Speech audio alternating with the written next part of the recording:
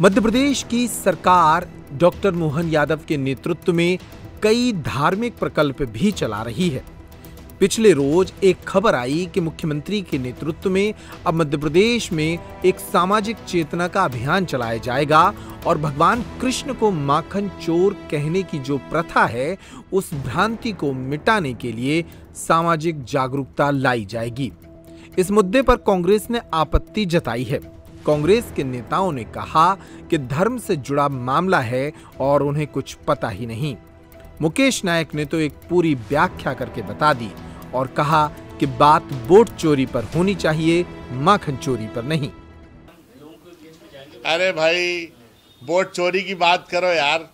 क्या भगवान श्री कृष्ण से उनके गोपिकाएं एक सखा भाव से उनके साथ प्रेम करते हैं। भक्ति के 4 भाव होते हैं, दास भाव, माधुर्य भाव,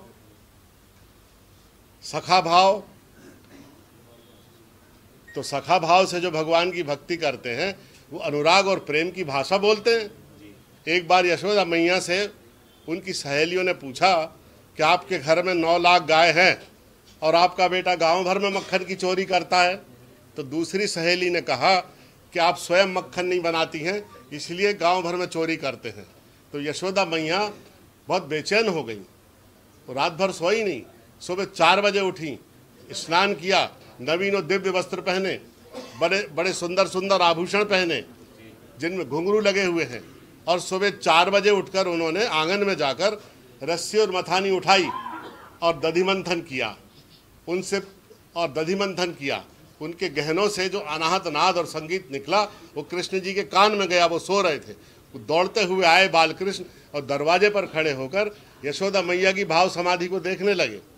यशोदा जी ने जब नेत्र खोले तो दौड़ते हुए कृष्ण भगवान गए और दुग्धपान करने लगे। उनको कर्म बंधन से मुक्त कर दिया और कहा कि ये साधारण दधि मंथन नहीं है। पहले गाय को साधना का चारा खिलाया जाए,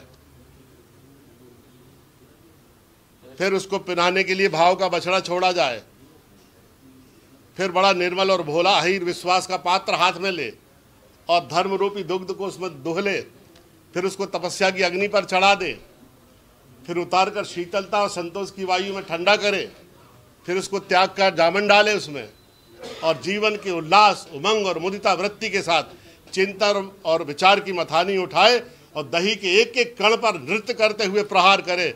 उससे जो वैराग्य का मक्खन निकलता है वो कृष्ण भगवान खाते हैं। चोर नहीं है कृष्ण भगवान, तुम चोर हो, वोटों की चोरी करने वाले।